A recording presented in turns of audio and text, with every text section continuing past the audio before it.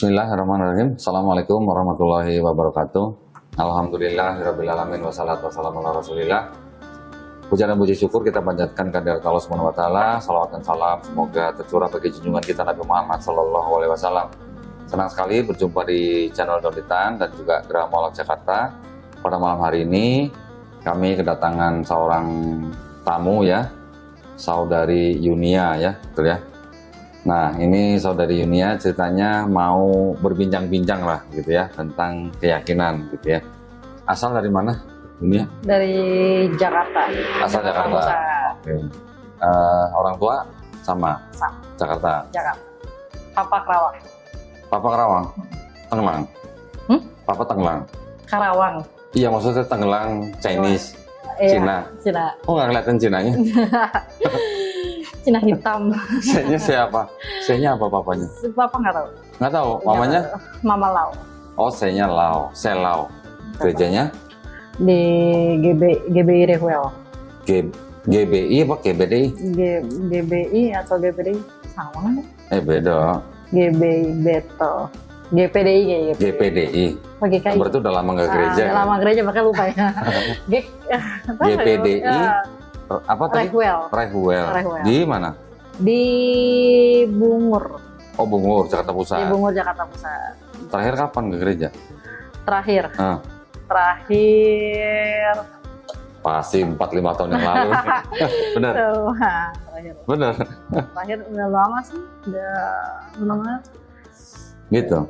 Lama ada 5 tahun yang lalu. 5 tahun. 5 tahun. Kenapa ninggalin gereja? Kenapa? Karena apa ya? Ada yang diragukan gitu atau gimana? Karena diragukan. Jujur aku kayak pakai logika gitu. Karena pakai logika. Jadi walaupun aku Kristen, dari kecil Kristen gitu ya. Kenapa aku Kristen? Aku Kristen karena orang tua aku. Jadi bukan karena diri aku sendiri. Ya. Jadi sejak saat itu, aku memutuskan untuk memulai perbandingan. Umur berapa tuh? Umur masih muda banget, masih 12, 14, 12, 13, 14 lah, 12 sampai 14 tahun. Oh, udah mulai lah di situ kan, udah mulai bisa berpikir, pakai logika tentang kehidupan seharian, yang mana kayaknya tuh yang sesuai sama diri aku gitu ya kan. Gitu. Jadi mulai ngebandingin antara semua agama, tapi yang lebih karena di lingkungannya cuman antara Islam sama Kristen, jadi yang lebih spesifik aku bandingin cuman Islam sama Kristen. Oke, emang dulu sekolahnya sekolah apa? Sekolah negeri.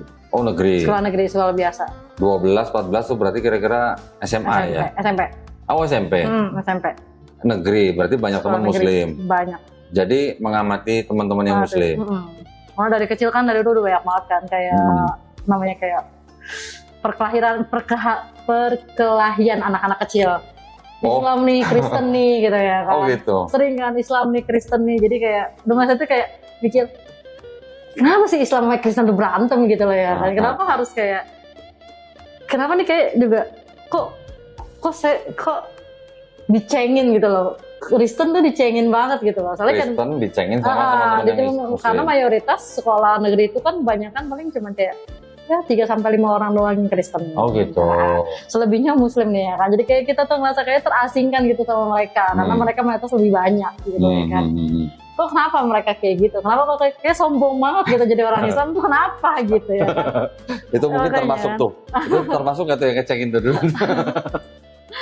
Kayak gimana gitu, makanya cuma mulai cari tahu nih. Ya gitu, tapi kan itu kan masih dalam ranah kanak-kanak lah ya, masih remaja lah ya. Cuma mulai penasarannya dari situ. Nah terus kenapa malah jadi tertarik mempelajari Islam? Karena sekarang udah mulai dewasa gitu ya. Kamu menurut aku tuh kayak di Islam itu setiap apa yang aku alami itu ada jawabannya di dia. Di Islam? Di Islam. Tunggu sebentar. Bukan karena mau masuk Islam, karena nggak mau dicengin? Bukan, itu kan masih kecil ya. Tapi tujuannya juga bukan itu juga sih. Iya, kirain masuk Islam karena nggak mau dicengin gitu. Jadi selama itu Yunia sudah kenal Islam dari teman-teman muslim. Dari teman-teman. terus membandingkan. Nah, kenapa baru sekarang gitu memutuskan mau masuk Islam? Karena baru berani mungkin. Baru berani. Kenapa? Berani. Karena orang tua atau Karena apa? orang tua. Karena kan orang tua ya, keluarga besar kebanyakan kan Kristen semua. Orang tua taat gitu. Orang tua taat, terus juga emang adat orang tua perempuan aku emang ada. Adat. Gitu, ya. Apalagi juga aku anak pertama kan. Jadi berita kayak anak pertama kamu udah menyimpang gitu ya kan dari keluarga. Takutnya nanti adik-adik kamu ngikutin. Jadinya kayaknya aku belum memberanikan diri kan. Tapi sekarang udah besar gitu. Jadi kalau misalnya ada pertanyaan dari orang tua pun aku bisa jawab gitu. Jadi udah ada bekal lah gitu ya kan.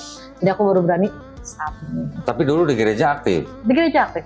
Jadi apa? Tiap minggu gereja. Aku tuh sering jadi kalau itu jadi usher. Oh, usher. Yang ngambilin kolekte. Itu aku bagiin warta. Kalau ada kan ada. Ya. So, aku juga aktif di kegiatan sekolah minggu. Jadi apa? Anak-anak. Ngajar. Kan biasanya sekolah minggu juga kan nggak cuma satu orang kan. Berarti guru sekolah minggu? Guru sekolah minggu. Oh, berarti cerita-cerita dong Nabi Musa, belah lautan. Pernah juara 2 malah. Juara 2 apa? Lomba khotbah. Budi? Lomba khotbah itu. Udah bisa khotbah? Udah khotbah waktu itu. Waktu itu aku masih umur berapa? Masih SMP juga kayaknya sih. Oh, SMP udah khotbah? Masih kayak khotbah sekolah minggu gitu ya kan. Jadi ceritanya juga tentang tokoh-tokoh Alkitab. Oh, oke. Kalau gue dulu kaget juga sih. Kalau gue dulu SMA juara 2 lomba cepat buka Bible. Oh, mantap. Nemuin ayat gitu ya. Cari ayat, sebutin ayat. Tuh, siapa yang paling cepat buka gitu. Oh, sih sering banget sih kayak gitu. Gitu ya. Oh, berarti aktif di gereja. Sampai aku sekolah juga dibiayain sama gereja.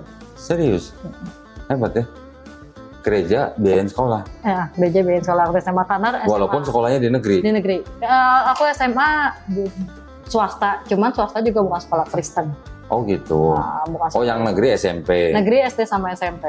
Oke. SMA-nya aku masuk swasta, tapi bukan swasta. Tapi bukan sekolah Kristen. Oh. Swasta biasa. Yayasan.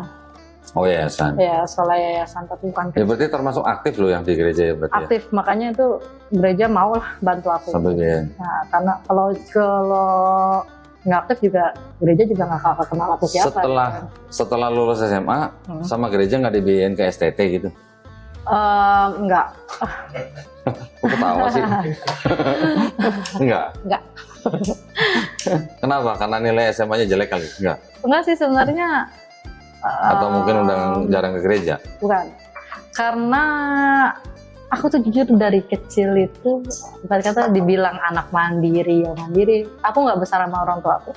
Oh gitu. Nah, aku besar kebanyakan sama nenek aku. Oh, neneknya Kristen juga? Neneknya Kristen juga. Oke. Gitu. Lebih militan mana neneknya sama orang tuanya? Lebih apa? Militan. Lebih taat mana? Lebih taat nenekku. Tuh kan, biasanya gitu. Lebih taat. Nenek saya juga dulu lebih taat ke gereja daripada mama saya. Lebih taat ya. Aku sampai 2 gereja tuh ya kan. Oh ya? Nah, cuman lebih aktif aku yang lebih masuk di 1 gereja yang aku tekunin. Gitu, kan. Nah, sekarang baru berani mau masuk Islam. Gimana ceritanya? Kok baru sekarang beraninya gitu? Apa mungkin sudah mandiri atau gimana? Ya karena sekarang berkata aku juga udah nyari uang sendiri ya gitu. Oh, udah jadi mereka kayak iman aku tuh udah aku yang nentukan sendiri gitu loh ya kan. Mau dibawa kemana hidup aku juga aku berani untuk resikonya sendiri juga. Oke. Nah terus tertariknya sama Islam apa? Tertariknya sama Islam apa ya? Ngapain masuk Islam? Itu dia. Kalau dari perbandingannya gitu, lebih masuk akal tuh di agama Islam. Lebih masuk akal di agama Islam. Jadi yang banyak hal yang nggak aku pelajarin di Kristen gitu ya kan. Aku baru tahu juga semenjak ini. Oh iya juga gitu loh ternyata. Contohnya bisa kasih contoh nggak kira-kira? Contohnya apa ya? Ini penting nih ya soalnya. Ini penting. Maksudnya berkaitan dengan akidah gitu masalahnya. Iya sih. Temen aku ceritanya tentang tentang Yesus gitu. Enggak, maksudnya tentang kehidupan dulu kali ya. Bukan, maksudnya yang menjadikan salah satu hal buat Yunia untuk tertarik atau mantap masuk Islam apa? Mantap masuk Islam itu masih kalau alasan dari hal Tuhannya sendiri gitu ya kan. Karena aku meyakini kayak Tuhan itu cuma satu kan. Esa. Esa. Malah aku kaget lagi di gereja, aku pernah ngedatengin satu gereja. Itu di penutupan doanya itu ya kan, ketiga yang Esa. Aku mikir aja sambil aku berdoa sambil amin, tapi ketiga yang Esa gitu loh. Aku jadi yang tadinya aku misalkan kayak berdoa khusyuk gitu ya kan. Aku misalkan minta berkat, aku mohon pengampunan dosa. Tiba-tiba dibilang pendetanya di ketiga yang Esa, aku balik jadi kayak bahasa Indonesia gue berapa gitu ya kan. Sama aku Esa 1 gitu loh ya kan. Sama kayak saya dulu pernah baca di gereja, di belakang mimbar gitu ya, ada tulisannya ketiganya yang Esa. Nah, kan orang jadi mikir ya, 3 tapi kok Esa gitu kan. Iya makanya aku jadi sebenarnya tadinya khusus kok jadi mikir gitu ya kan. Kan Esa 1 nih, Esa 3 siapa? Aku bilang gitu ya, kenapa dibilang 3 gitu ya kan. Harusnya kalau 1 aja ya mungkin. Yang keduanya ya patut kita contoh, kita tiru gitu ya kan.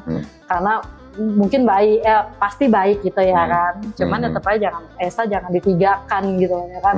Kita cukup fokus sama yang 1, tapi ajaran untuk yang keduanya itu kita tetap ikutin gitu loh. Maksudnya maunya aku, cuman entah mereka yang salah atau salah buat lagu, aku pikir ya kan, atau salah buat statement apa kayak gimana gitu, nggak tahu deh ya kan. Soal bikin syair. Iya makanya bingung juga sih. Jadi ya udahlah gitu ya kan. Kamu bisa jadi bingung ya, ketiganya yang Esa. Nah, gitu. Nah orang oke lah, mungkin kalau pendeta jelasin kan mungkin bisa kemana-mana lah ya. Iya. 3 pribadi, tapi 1 hakikat gitu kan. Bapak Tuhan, Yesus Tuhan, Roh Kudus Tuhan, tapi bukan 3 Tuhan, tapi 1 Tuhan. Nah. Bapak Maha Kuasa, Anak Putra Maha Kuasa, Roh Kudus Maha Kuasa, tapi bukan 3 Maha Kuasa, tapi 1 Maha Kuasa. Gimana sih, jadi muter-muter kan ngomongnya kan, sebenarnya tujuannya itu kemana gitu loh. Iya. Nah, gitu. Terus mengenal Islam gimana? Mengenal Islam, nggak ada tuh ya yang apa? Ada berapa pribadi gitu kan, nggak ada kan? Nggak ada, Islam tuh cuma 1. Ya maksudnya kayak Tuhan tuh tetap Tuhan Allah gitu ya kan, tetap Tuhan Allah. Cuman kan ada beberapa nabi-nabinya juga ya kan. Setiap nabi juga punya kelebihannya masing-masing, punya pengajarannya masing-masing gitu ya kan. Kita tetap ikutin gitu ya kan. Cuman aku juga masih kurang terlalu tahu ya tentang Islam gitu ya kan. Aku juga masih belajar gitu ya kan. Aku juga di Alkitab juga nggak tahu Nabi Muhammad, karena di Alkitab di Kristen juga nggak ada Nabi Muhammad gitu. Jadi aku khusus lagi yang aku anggap baik ya aku pasti ikutin baik gitu ya kan. Aku juga mau belajar tentang siapa itu Nabi Muhammad gitu ya kan. Nah ya udah kayak gitu ya aku lebih kini ke masuk Islam aja gitu ya. Tapi ingat nggak di Perjanjian Lama kan ada Perjanjian Lama, Perjanjian Baru. Di Perjanjian Lama semua yang disebut dengan nabi-nabi itu ngajarinnya Tuhannya 1 atau 3 pribadi. Tuhannya 1. Itu apa? Nabi Isa atau Yesus itu aja dari Perjanjian Baru. Ya. Dalam Alkitab aja tuh nggak ada tulisannya Tuhan Yesus. Ada. Nggak ada, dia Tuhan doang. Iya, ada tulisannya Tuhan. Iya, cuman bukan maksudnya nggak ada menyatakan Tuhan Yesus gitu kan. Maksudnya Tuhan nggak pernah ngaku sebagai Tuhan. Iya, Yesus pun nggak pernah ngaku dirinya sebagai Tuhan. Malah Yesus menyuruh untuk menyembah dan berbakti hanya kepada Bapa. Iya, gitu kan? Pada Tuhan kepada Bapa. Berarti dari Perjanjian Lama sampai Yesus pun semuanya kan ajarannya sama. Iya. Tuhan cuma 1. Tuhan cuma 1. Ulangan 64, ya kan? Nanti ada Adonai Elohenu, Adonai Ehad. Di Yesus di Markus 12:29 juga sama, mengulang. Berarti kan ajarannya sama. Ajaran sama. Terus di Islam juga sama ajarannya. La ilaha illallah. Tiada Tuhan selain Allah. Nah terus kok bisa jadi Trinitas gitu, dulu nggak diajarin Pak pendetanya? Tahu juga Pak. Makanya aku juga bingung. Udah lupa. Atau gimana? Entahlah. Aku juga bingung juga sih. Ada ini nggak misalnya percakapan sama pendeta atau sama keluarga, sama adik atau sama siapa gitu, ada nggak? Kalau sama pendeta sih aku nggak spesifik banget ya kalau ngomongin agama kayak gitu. Kalau sama keluarga? Kalau sama keluarga juga nggak sih, aku nggak pernah berdebat soal agama sih kalau sama keluarga gitu ya. Jadi kita kayak udah apa yang kamu pelajari ya kamu pedalamin diri sendiri. Intinya kalau di keluarga cuman kita kayak sering banget dulu di keluarga tuh ada mesbah keluarga gitu. Nah jadi setiap malam itu kita doa bersama nih, setiap malam kita doa bersama. Iya, setiap malam kita doa bersama, kita saling berpegangan tangan sama-sama gitu lah ya kan. Itu setiap malam di sebelum masih anak kedua ya. Sampai 2 anak doang tuh ya. Sebelum ada 3 lagi gitu ya kan. Oh, adiknya berarti berapa? Belum ada. Oh, belum itu ada. aku masih keluarga itu pas aku cuma nama yang kedua doang. Aku masih 2 saudara. Sebelum mungkin masalah-masalah yang bukan masalah sih, kayak beberapa ada problem-problem hidup juga datang, jadi udah jarang sih kayak gitu ya kan. Agak sempat meninggalkan juga keluarga. Jadi ya tapi maksudnya gini sekarang nih Yunia ya. Sekarang mau meninggalkan Kristen. Kan di Kristen Yunia dari dulu mungkin sampai tadi mungkin masih percaya bahwa Yesus kan sudah mati di atas kayu salib buat nebus dosa Yunia. Gimana? Masih percaya begitu atau mau ditinggalin? Atau ada yang mau ditanyain? Nggak sih, kalau untuk itu aku nggak terlalu, maksudnya kalau yang nggak terlalu berhubungan banget sama kehidupan saat ini gitu loh. Aku nggak kurang mendalami. Berarti udah nggak percaya kalau Yesus mati di atas kayu salib buat nebus dosa Yunia? Dibilang nggak percaya juga nggak juga, dibilang percaya juga nggak juga gitu loh. Nah, karena aku masih belajar tentang hal itu, belum sampai ke situ sih. Jadi nah sekarang gini, contoh lah, anggap aja sebagai orang Kristen, Yunia kan percaya bahwa Yesus sudah mati di atas kayu salib buat nebus dosa Yunia. Sebagai orang Kristen, berarti Yunia cinta sama Yesus dong? Iya. Ya dong. Misalnya Yunia dikasih kesempatan ngelihat Yesus mau disalib. Kira-kira Yunia lari seperti murid lain atau nolong Yesus supaya nggak disalib atau bantuin tentara Romawi salib Yesus? Ya kalau kita percaya sama dia harus kita nolongin dia lah. Nolongin supaya disalib? Supaya enggak. Supaya nggak disalib. Supaya nggak disalib. Berarti kita juga kita harus mengorbankan diri kita juga gitu loh. Kalau emang kita percaya sama dia juga gitu. Terus kalau nolong Yesus supaya nggak disalib nggak ditebus dong dosanya? Oh, makanya. Ya makanya. Bingung juga aku deh. Oh ya makanya. Dibilang nggak ditebus juga. Kan rumusnya kan Yesus mati di atas kayu salib untuk menebus dosa Yunia kan? Kalau Yesus tolong Yesus supaya nggak disalib, nggak ada penebusan dosa dong. Tapi waktu di Alkitab memang di Alkitab memang tertulis ya, kalau Yesus mati itu untuk menghapuskan dosa manusia ya.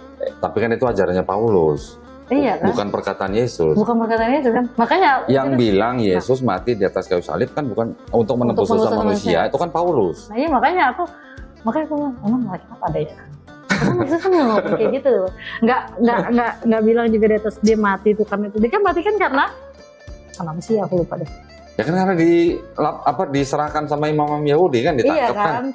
Karena dia kayak dia kan dianggap menghujat gitulah. Menganggap diri dia itu Mesias gitu ya kan. Ya anak Allah gitulah. Iya, jadi dia atau menyebut dirinya Allah gitu kan. Makanya kayak gitu kan. Makanya ditangkap. Jadinya nggak ada kan. Nah iya, ajaran gereja yang bilang kalau Yesus mati di atas kayu salib untuk nebus dosa Yunia kan Paulus. Dari Paulus kan. Makanya untuk saat ini makanya aku nggak kurang percaya gitu. Untuk itu aku bimbang, karena itu juga berarti aku bimbang. Nah, karena ya nggak ada. Sekarang ingat nggak Yunia? Yang menyerahkan Yesus ke imam Yahudi siapa? Yang berkhianat? Yudas Iskariot. Nah, Yudas Iskariot bisa menyerahkan Yesus ke imam Yahudi karena apa? Uang. 30 keping perak. Iya. Tapi sebelumnya waktu perjamuan kudus apa? Dia dibisikin sama siapa? Setan. Siapa Iblis. sih? Iya. Betul apa Kak? Iya. Ini udah lama nggak baca Bible nih pasti. Iya, udah berapa tahun. Betul kan? Kalau iblis nggak membisiki Yudas, kira-kira ada penebusan dosa nggak di atas kayu salib? Kalau iblis nggak? Kalau iblis nggak bisikin Yudas, bakal ada penebusan dosa di atas kayu salib nggak? Mungkin bakal ada. Dari mana? Kan Yudas kan menyerahkan Yesus karena dibisikin iblis. Dibisikinnya itu maksudnya kan? Iya, dibisikin untuk berkhianat, untuk mengkhianati kan? Ya. Berarti kalau iblis nggak membisiki Yudas, bakal Yesus disalib nggak? Enggak. Kalau Yesus nggak disalib, bakal ada penebusan dosa nggak? Nggak ada. Nggak ada. Karena sudah terjadi penebusan dosa, berarti iblis berjasa apa berdosa? Berjasa lah, kan nggak jadi ada penebusan dosa. Kalau berjasa masuk surga, masuk neraka? Iya, nggak tahu tuh dia di mana. Berarti itu kan ada konsep yang nggak logis. Nggak logis makanya kan. Ya kan? Berarti kalau gitu iblis, Yudas, imam Yahudi, Pontius Pilatus sama tentara Romawi yang semuanya nih nyalip Yesus di atas kayu salib, ini mereka semua berjasa atau berdosa? Kalau tujuannya untuk dosa, untuk menebus dosa, berarti dia berjasa. Berjasa dong. Berjasa. Karena tujuannya kan untuk menebus dosa. Iya. Kalau nggak ada 5 ini kan nggak ada penyalipan kan? Nah, berarti kalau berjasa masuk surga, masuk neraka? Seharusnya masuk surga. Mau satu surga sama iblis? Tergantung bentuk surga aja kali ya. Nah, berarti itu kan konsepnya ada yang sesuatu jadi, lah ya. Jadi kayak kurang logis. Udah yakin? Udah yakin. Artinya udah bisa meninggalkan konsep seperti itu. Apalagi dengan sekarang kayak gereja banyak banget ya. Jenis gereja itu banyak banget. Oh, ininya, maksudnya alirannya. Iya, itu lebih banget. Pernah lihat Bible ini nggak? Tuh. Pernah lihat Bible ini? Belum. Hah? Kelihatan, inget nggak dengan warna ini? Ini apa? Warna siapa? Rainbow. Korea, ya rainbow tuh warna siapa? Nggak tahu? Nggak. Serius? Nggak. Oh, kemarin yang rame-rame gitu di Piala Dunia Qatar itu? Oh enggak, aku nggak. Ini apa? Gay. Iya, ini Bible buat gay, buat LGBT. Ada itu. Ada aja. Belum pernah lihat berarti. Belum pernah lihat, makanya ada aja. Yang ini aja kayaknya udah banyak tadi. Maksudnya yang orang udah umumkan aja kayak banyak aliran. gereja ini alirannya dan ini. Misalnya aku aku masuk gereja ini kata shalom gak digunain. Aku dengan pede aja memperkenalkan diri, shalom, nama aku gini kan. Oh gitu. Ada bisikin aku di belakang. Sini kamu pakai shalom. Terus pakai apa? Haleluya gitu. Ini maksudnya kayak ini mau sama pagi sama mungkin waktu pagi ya pagi sih. Oh gitu. Pokoknya kata shalom nggak digunakan. Oh. Ya aku bingung. Di shalom itu kan kayak kalau ibarat kata kalau di Kristen gitu kan kayak kalau di Islam kayak assalamualaikum. Iya. Di Kristen shalom cuman. Oh itu gereja nggak pakai kata shalom. Iya. Oh. Mbak pengen nanya, tapi aku baru gitu kan. Udah besoknya aku nggak datang lagi nih gitu. Karena aku malu juga kan kata kemarin juga. Iya. Nah situ aku ngeliat kayak banyak banget gitu perbedaannya. Padahal Alkitab bahasa Indonesia loh, bahasa Indonesia. Ya kan? Gimana Al-Quran yang bahasa Arab. Ya kan? Indonesia yang bahasanya, Alkitab yang bahasa Indonesia aja banyak banget yang banyak banget perbedaannya. Apalagi bahasa, tapi ini banyak versi ini. Iya, tapi kekuatan di Al-Quran itu ada penghafalnya setiap tahunnya itu loh. Iya. Itu yang buat aku takut. Kok bisa gitu loh? Dari mana ya loh? Ya. Kan nggak masuk logika gitu. Ya gini, jadi logikanya cuma gini doang. Kalau Al-Quran itu tidak berasal dari yang menciptakan manusia langit dan bumi, tidak akan mudah dihafal orang. Nah, makanya kan. Gitu. Anak-anak kecil sekarang udah hafal Quran, bisa, gitu. Udah hafiz Quran. Makanya. Anak kecil loh ya. Anak kecil. Itu. Ya oke, anak kecil atau yang mau remaja itu memang lebih mudah menghafal karena otaknya.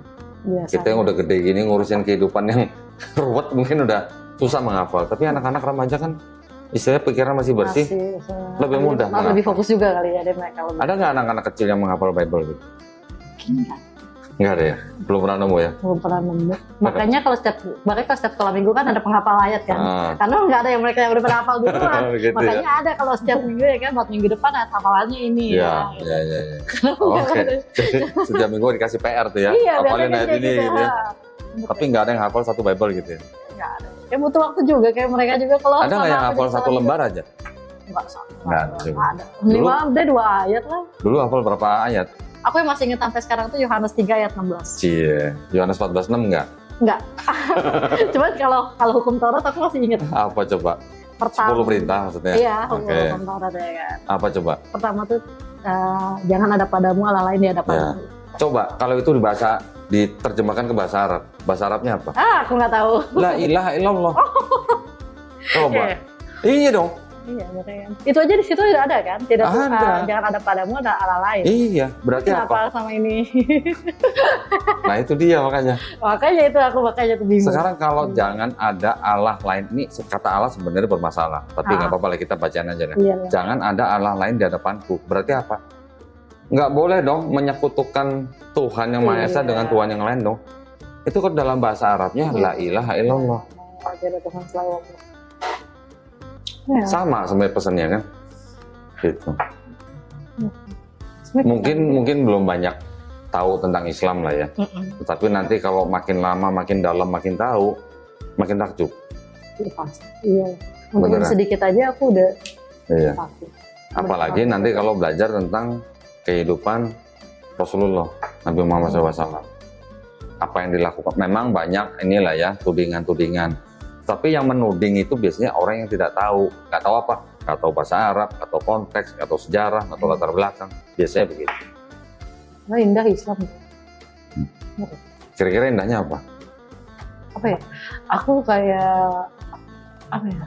Aku juga mungkin Kristennya juga belum terlalu ya Kristen banget juga ya. Aku juga masih tapi kan udah ngajar sekolah minggu. Iya, tapi menurut ilmu aku juga belum seperti kayak pendeta-pendeta tahu gitu ya kan. Indahnya itu yang aku tuh sering kayak posisi antara pria dan wanita Dipisah. Kayak, atau gimana? Kewajiban kalau udah berumah tangga, kok sih kan perempuan itu harus nurut banget sama laki-laki gitu ya. Kayak ini nggak adil banget gitu untuk wanita. Nggak adil? Iya, kayak nggak adil banget untuk wanita gitu. Terus? Apa-apa harus ini suami, apa-apa harus tentang suami, apa-apa harus begini dilarang, apa-apa harus begini, harus begini. Itu kenapa gitu loh? Kok nggak adil banget? Kayak banyak banget. Sedangkan laki-laki cuma tugasnya kayaknya sedikit gitu loh ya kan. Kata siapa? Nggak ngerasain pusingnya cari nafkah dia. Tapi pas aku iniin gitu ya kan, suami itu tuh bertanggung jawab kalau udah suami istri gitu ya. Suami itu bertanggung jawab atas jasa kamu gitu. Iya. Nah itu deh, makanya aku baru tahu kayak gitu ya kan. Selama ini kan aku cuma mikir dosa mau pada urusan ntar gitu ya kan. Yang penting dunia dulu. Nah itu dia aku masih mikirin dunia. Tapi pas udah tahu ya kan ternyata kayak gini. Ternyata tuh segitu spesialnya gitu loh wanita. Nah, segitu spesialnya. Itu. Tahu nggak kalau di Islam itu kan suami bertanggung jawab atas istri, bertanggung jawab atas apanya? Atas perbuatannya, segalanya, atas akidahnya, atas imannya. Jadi istilahnya suami itu menjadi imam yang membawa istri ke jannah, ke surga gitu kan. Tapi tahu nggak di dalam Islam yang karena suami bertanggung jawab atas istri, harusnya yang masak nyediain makan siapa? Kalau di Islam? Seharusnya suami. Iya. Cuci baju juga kayaknya aku pernah baca artikel kayaknya harusnya suami deh. Jadi kalau si istri yang masak, berarti istri itu sedang memberikan sedekah kepada suaminya, sedang memberikan sedekah gitu, dengan memasak. Kalau di Indonesia mungkin rata-rata kan yang masak istri lah ya. Masak istri. Tapi sebenarnya kalau kita pelajarin benar, karena suami yang bertanggung jawab atas istri, bertanggung jawab dalam arti apa namanya makan, sandang, papan gitu ya. Berarti suami harusnya masak sambil ngasih makan harusnya. Itu spesial banget. Nah, istri, ya? Jadi kalau istri yang masakin buat suami, istrinya sedang bersedekah. Tuh. Baru tahu ya? Baru tahu. Baru cuma lebih indah lagi, lebih spesial lagi malah. Banyak. Nanti banyak yang bisa dipelajari di Islam tentang hubungan suami istri. Nanti kita kepada orang tua. Kalau di Islam kita menghormati orang tua, yang harus kita hormatin ayah dulu atau ibu dulu? Ibu. Habis ibu siapa? Habis ibu siapa? Ya kan cuma ayah sama ibu. Iya, habis ibu ya ayahnya. Enggak. Oh, bukan. Berarti kan ada ayah sama ibu. Nah, makanya di Islam tuh begini. Yang pertama kita hormatin antara ayah dan ibu tuh ibu dulu.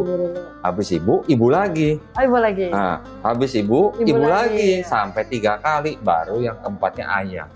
Artinya apa? Kita harus menghormati ibu kita melebihi daripada ayah kita. Tuh, itu di Islam. Baru tahu lagi pasti. Baru tahu, karena kan kitab itu juga baru sebagian.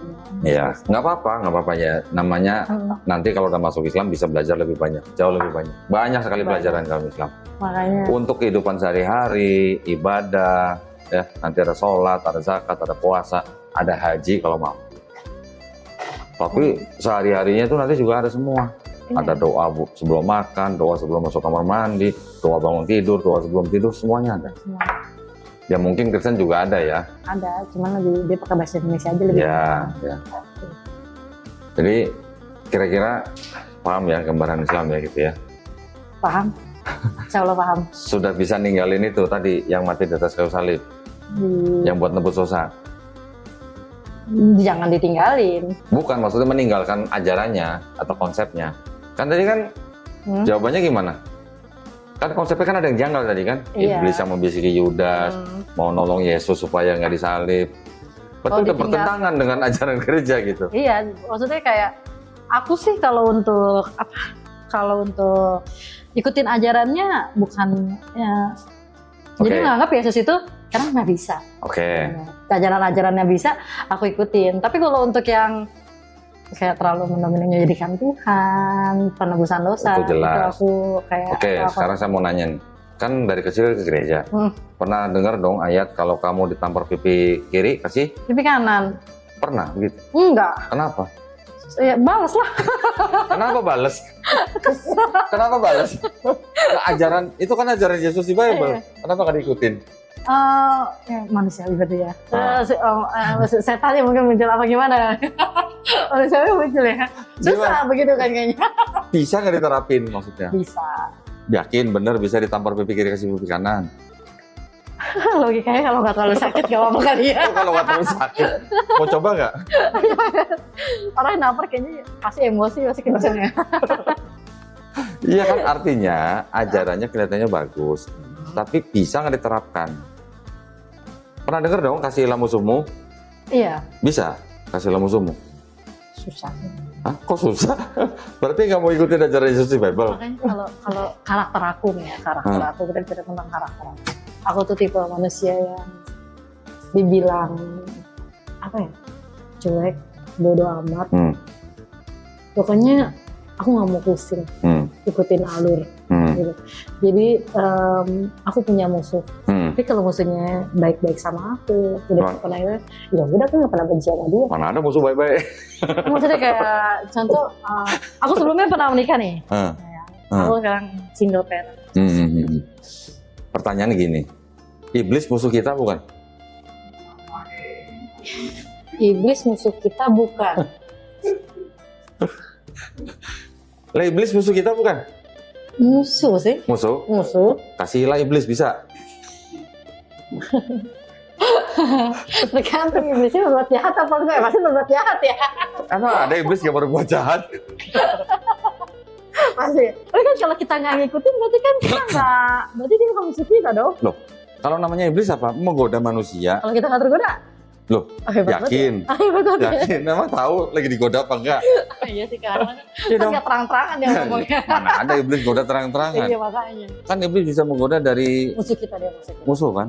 Bisa nggak ngasihin iblis? Kan iblis musuh kita. Enggak. Gimana cara yang ngasihin iblis? Susah lah. Kita aja kan berdoa untuk mengusir iblis. Nah itu. Iya, kita kasih dia. Kita kan juga mengusir dia. Kalau ada orang kesurupan, iblis diusir. Iya, diusir makanya. Kenapa kita nggak kasih, kan dia musuh kita? Berarti kita temenin dia. Temenin mau? Makanya. Mau berteman sama iblis? Kalau kita kasih berarti kita harus temenin dia gitu. Iya dong.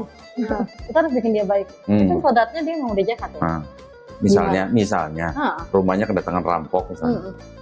Terus itu kan musuh kita. Iya. Mau ngerampok, punya maksud jahat kan? Iya. Gimana ngasihin perampok? Nggak bisa. Nih kasih, ambil TV-nya gitu. Nih ambil bisa. duitnya gitu. Bisa nggak? Nggak bisa. Nah, kecuali kita orang dalam. Orang dalam? Maksudnya temennya perampok. Nggak mungkin kan? Itu berarti ngerampok rumah orang. Itu kan kalau ngerampok rumah orang. Kan di rumah kita yang kedatangan rampok. Masa orang dalam gimana? Nggak mungkin kan? Berarti nggak logis dong. Nah itu makanya. Ya, paham maksudnya ya. Jadi ada sebuah ajaran yang kelihatannya bagus, tapi too good to be true gitu kalau bahasa Kerawangnya. Iya. Apa sih? Too good to be true. Artinya terlalu muluk-muluk gitu. Nggak bisa diterapkan. Nggak baik untuk kasihlah musuhmu gitu masalahnya. Kalau di Islam, di Islam, kalau kita dizolimi orang atau ada orang jahat kita boleh balas yang setimpal. Ya, kita boleh balas yang setimpal, tapi mengampuni itu lebih baik. Oh iya. Itu kalau di Islam. Jadi bukan berarti tampar pipi kiri kasih pipi kanan. Pelajarannya juga lebih jelas ya. Iya. Jadi artinya kalau kita gimana? dizolimi orang, dijahatin orang, kita boleh balas, tapi yang setimpal, nggak boleh Apa yang berlebihan. dia lakukan ke kita. Iya. Tapi kalau kita mengampuni itu lebih baik. Kira-kira bisa diterapkan yang mana? Yang Islam lah, di pelajaran Islam. Gitu. Lebih real. Nah, dia sudah kasih musuh. paham ya? Gimana ngasih? Kalau kita satu lagi nih. Kira-kira di satu lagi nih. Waktu Yesus di atas kayu salib, pasti tahu dong yang dekat di salib itu siapa? Perempuan yang dekat di salibnya Yesus siapa? Bunda Maria. Bunda Maria. Pernah nggak ngelihat foto atau gambar Bunda Maria di bawah salib Yesus? Waktu Yesus lagi salib, itu Bunda Marianya nangis apa ketawa? Nangis. Kenapa nangis? Sedih lah anaknya. Kenapa sedih? Kan anaknya digituin. Disalib. Emang berarti Bunda Maria nggak tahu dong kalau dosa yang ditebus? Iya. Kalau tahu begitu tebus ngapain dia nangis? Harusnya kan berbuat baik anaknya. Cuman mungkin namanya keibuan yang nggak tega kali ya. Loh. Kita sebagai ibu nih. Iya. Kita tahu buat nolong orang. Iya. Anaknya jadi penebus dosa seluruh manusia nih anaknya. Berarti kan berjasa besar dong. Tapi dengan cara disalib. Nangis apa ketawa? Atau senang? Seharusnya. Seharusnya dosa ibunya juga ikut ditebus. Iya, seharusnya senang. Harusnya senang. Kan sebagai keibuan kan nggak tega. Nah. Secara real berarti gitu ya. ada kemungkinan nggak sebenarnya Maria yang nangis di bawah salib Yesus itu sebenarnya nggak tahu kalau Yesus tuh mati untuk nebus dosa. Nggak tahu. Nah, terus yang ngasih tahu siapa? Yang nebus dosa. Masalahnya kan yang ngomong buat tebus dosa itu kan setelah Yesus mati udah berapa lama lah gitu. Paulus lah. Dia baru ngomong. Coba kalau dia ngomongnya dari awal. Nah. Kenapa dia mesti berselak? Paham kan maksud saya, paham ya? Oh, jadi kita yang buat cerita sendiri. Loh ya kan ini kan sebenarnya kan kita sedang menguji logika. Iya kan? Benar. Contoh tadi waktu saya tanya kalau ngeliat Yesus mau disalib, mau nolong Yesus, kamu bantu tentara mau nyalib Yesus dengan nalar yang sehat, dengan insting. Nolongin lah. Pasti nolong orang yang kita cintain dong. Betul. Gak usah Yesus lah. Orang tuanya mau disalib pasti nolong kan? Iya. Nah iyalah, apalagi ini Yesus gitu loh, junjungan kita. Junjungannya kan junjungan dalam arti kita meneladani gitu. Berarti kan ada sesuatu yang apa sih di dalam Bible tuh? Janggal. Gitu. Penuh misteri. Misteri. Penuh misteri ya. Paham ya berarti ya? Murid-murid Yesus kan kabur. Iya, mana tuh pada? Berarti tahu nggak dia dosa ditebus murid-muridnya? Enggak tahu. Kalau tahu ngapain kabur ya? Mendingan nonton, bantuin kan? Bantuin tentara. Kan dia tahu kalau dosa ditebus, tapi karena murid-murid nggak tahu, maka mereka kabur. Tapi Paulus itu ngomong kayak gitu atas insting dia sendiri kan? Atas apa? Atas keinginan dia sendiri, akal dia sendiri gitu. Memang Paulus pernah ketemu Yesus? Yang itu, yang dia jatuh, yang melihat sinar itu? Yang melihat sinar, melihat cahaya, mendengar suara. Nah itu kan dia beranggapan kalau dia melihat Tuhan. Bagaimana ceritanya Paulus melihat cahaya, terus tahu-tahu manggil siapa kau Tuhan gitu? Gimana ceritanya Paulus tahu cahaya itu Tuhan gitu? Iya makanya dia spekulasi sendiri. Itu juga ini janggal gitu. Makanya kan orang Kristen itu kan nggak. Ya, sekarang gini, di seluruh perjanjian lama ada nggak konsep penebusan dosa pakai darah manusia? Nggak ada. Semua pakai darah hewan. Darah hewan. Tiba-tiba di perjanjian baru, lu nggak selamat kalau nggak ada darah manusia yang tertumpah nih. Iya. Itu pakai darahnya. Ada perbedaan. Ishak Ismail. Yang mana? Yang mengorbankan. Pengorbanan. Yang Nabi Abraham. Itu cerita lain lah. Tapi kan nggak jadi disembelih. Nggak jadi. Itu kan ujian. Abraham sedang diuji gitu kan. Tapi sebenarnya maksudnya kayak penyembelihan itu semua darah hewan. Iya hewan. Semua darah hewan itu bisa lembu atau sapi, bisa kambing atau domba. Kalau nggak punya duit bisa burung tekukur. Kalau nggak punya duit lagi bisa tepung terigu. Bisa diganti. Bahkan kalau nggak punya tepung terigu, nggak bisa sampai ke bait suci, dari jauh bisa berdoa dan bertobat. Dengan cara apa aja ya untuk suci, nggak dipaksa. Ini tiba-tiba harus ada yang mati di atas kayu salib untuk nebus dosa manusia. Kan udah beda nih. Dari mana? Dari mana coba kira-kira tahu? Dari mana? Konsep pengorbanan darah manusia dari mana tahu? Dari penganut pagan. Apa? Pagan itu yang penyembah dewa-dewa. Jadi mereka memahami itu kalau nggak pakai darah manusia nggak selamat gitu. Berarti konsepnya juga Kristen juga udah campur tangan dari agama-agama lain juga ya? Semuanya. Cerita-cerita tentang pagan nih. Pagan di dalam kekristenan. Ritualnya yang perjamuan kudus, pakai roti, pakai anggur. Dulu sering kan? Iya. Bagi-bagi roti sama anggur. Tiap bulan. Tiap awal bulan. Tiap awal bulan. Minggu awal bulan. Itu juga sebenarnya ritual pagan dari Mesir, Dewa Osiris gitu. Tapi bukannya mereka ngikutin itu yang perjamuan itu? Perjamuan apa? Perjamuan yang kata Yesus sebelum disalib sama kedua muridnya? Iya. Iya. Nah kan itu yang sekarang menjadi ritual tiap bulan di gereja. Makanlah tubuh dan minumlah darahku, dengan makan dan minum darahku, makan tubuhku dan minum darahku, kalian mengingat aku. Iya. Ya kan? Barang siapa makan tubuhku dan minum darahku akan memperoleh hidup yang kekal. Itu sama dengan tulisan-tulisan di teks peti mati yang di Mesir. Pernah dengar dong, Yohanes 14:6, akulah jalan Kebenaran dan hidup. dan kebenaran dan hidup. Bisa datang ke Bapa kalau tidak melalui Yesus. Lah Dewa Mitra juga disebut jalan dan kebenaran dan hidup. Gembala yang baik malah Mitra. Oh, jadi banyak jalan dong. Banyak jadi jalan. gimana nih? Banyak yang menjadi jalan gitu. Iya, banyak yang menjadi jalan ya. Artinya konsep-konsep itu sebenarnya sudah ada jauh sebelum ada Yesus. Sebelum ada Yesus itu sudah ada kepercayaan-kepercayaan orang selamat dengan cara apa? Ada yang dituhankan dengan cara mati, kemudian bangkit dari ketiga menjadi juru selamat. Nah Islam nggak kenal yang gitu-gituan. Iya, langsung udah tujuannya udah satu. Kalau di Islam mau selamat yang ngikutin perintah. Iya. Nggak mau yang melanggar perintah ya nggak selamat gitu aja. Sama sebenarnya dengan di perjanjian lama. Perjanjian lama apa? Yang mati itu yang berdosa. Seorang anak tidak menanggung kesalahan ayahnya, seorang ayah tidak menanggung kesalahan anaknya. Caranya gimana kalau mau selamat? Basuhlah, bersihkanlah dirimu, jauhkanlah perbuatan-perbuatan jahatmu dari depan mataku, mata Tuhan maksudnya. Berhentilah berbuat jahat, belajarlah berbuat baik, usahakanlah keadilan, belalah hak anak-anak yatim, kendalikan orang-orang kejam, belalah hak anak-anak yatim, perjuangkan perkara janda-janda, baiklah marilah kita berperkara. Firman Tuhan tulisannya. Jikalau dosamu merah seperti kirmizi, akan putih seperti salju.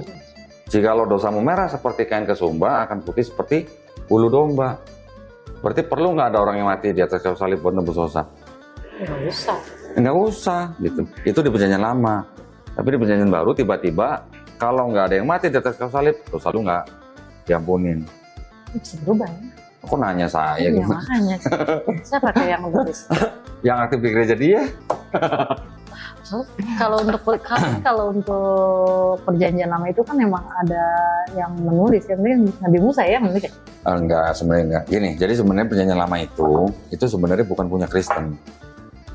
Perjanjian lama itu sebenarnya kitabnya orang Yahudi. Oh ya.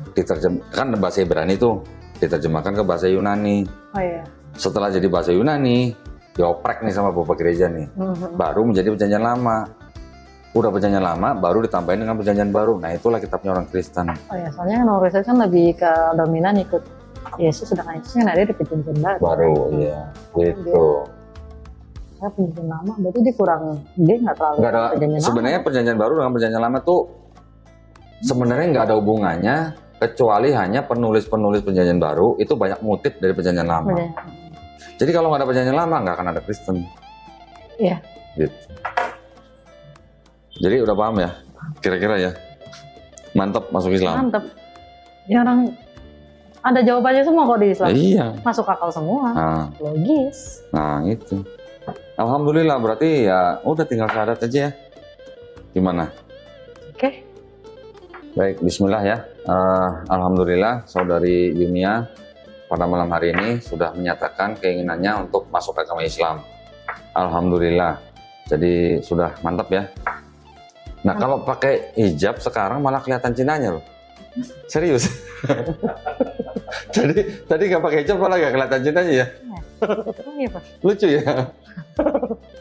Alhamdulillah. Nah jadi gini, sudah pernah dengar kan ya 2 kalimat syahadat? Pernah ya? Asyhadu alla ilaha illallah wa asyhadu anna Muhammad dan Rasulullah. Pernah dengar ya? Artinya juga sudah tahu kan? Tiada Tuhan, aku bersaksi tiada Tuhan selain Allah, dan aku bersaksi Nabi Muhammad adalah utusan Allah. Udah cuma gitu doang. Perlu latihan? Enggak. Nggak usah, langsung ya. Baik, kalau gitu kita akan melakukan prosesi syahadat. Tapi sebelumnya saya pengen nanya dulu nih. Ada 3 pertanyaan ya buat Yunia. Pertama, apakah Yunia ini mau masuk Islam atas kemauan sendiri atau ada paksaan dari orang lain? Kemauan sendiri. Kemauan sendiri. Yakin? Alhamdulillah. Yang kedua, Yunia masih punya orang tua kan tadi kan? Mereka sudah tahu belum kalau Yunia mau masuk Islam? Tahu. Tahu? Tahu. Keberatan? Enggak. Enggak. Alhamdulillah dong. Tapi andai kata misalnya keberatan juga Yunia boleh membantah tapi harus dengan cara yang paling lembut ya. Yang ketiga, di dalam Islam itu ada syariat-syariat Islam. Yang pertama setelah syahadat nanti ada sholat, puasa, syahadat, sholat, zakat, puasa, haji jika mampu. ya. Apakah kira-kira saudari Yunia berjanji di hadapan saya dan di hadapan Allah Subhanahu wa taala untuk melaksanakan syariat tersebut? Insya Allah. Insya Allah. Udah bisa ngomong insya Allah. Alhamdulillah. Jadi tidak ada lagi yang menghalangi saudari Yunia ya untuk bersyahadat. Ikutin kata kalimat saya. Nah, dalam bahasa Arab nanti dilanjutkan dalam bahasa Indonesia. Oke. Bismillahirrahmanirrahim. Asyhadu Allah ilaha illallah wa asyhadu anna Muhammadan Rasulullah. Aku bersaksi tiada Tuhan selain Allah. Dan aku bersaksi Nabi Muhammad adalah utusan Allah. Alhamdulillah. Sah ya? Alhamdulillah. Allahu Akbar. Selamat buat saudari Yunia. Ada yang perlu saya sampaikan. Kalau di dalam Islam itu kita memahami begini. Setiap bayi yang lahir itu sebenarnya fitrahnya adalah muslim. Muslim adalah orang yang berserah diri hanya kepada satu pencipta atau satu Tuhan. Jika bayi ini nanti besar, dia menjadi Kristen, Yahudi, atau Majusi, itu karena orang tuanya. Tetapi ketika dia mengenal Islam, atau mungkin dia sampai menerima Islam, bahkan sampai dia mau masuk Islam, itu artinya sebenarnya dia bukan pindah agama. Tapi sebenarnya itu kembali ke fitrahnya, kembali ke fitrah sebagai orang yang muslim gitu ya. Muslim itu artinya orang yang berserah diri kepada satu Tuhan. Dan di dalam Islam kita juga memahami setiap orang yang masuk Islam itu insya Allah dosa-dosanya diampuni, dari mulai akil balik sampai dia masuk Islam. Insya Allah ya, dosanya semua diampuni. Tetapi ya, kebaikan yang sudah pernah dilakukan dari mulai akil balik sampai masuk Islam itu nggak dihilangin, tetap dicatat sebagai pahala, insya Allah. Jadi dosanya diampunin, kebaikannya tetap dicatat ya. Alhamdulillah. Oh ya, sebentar, ini saya ada buku panduan sholat ya, nanti bisa dibaca. KTP-nya tadi, oh ya, dari foto ya. Udah. Sebentar ya. Bentar.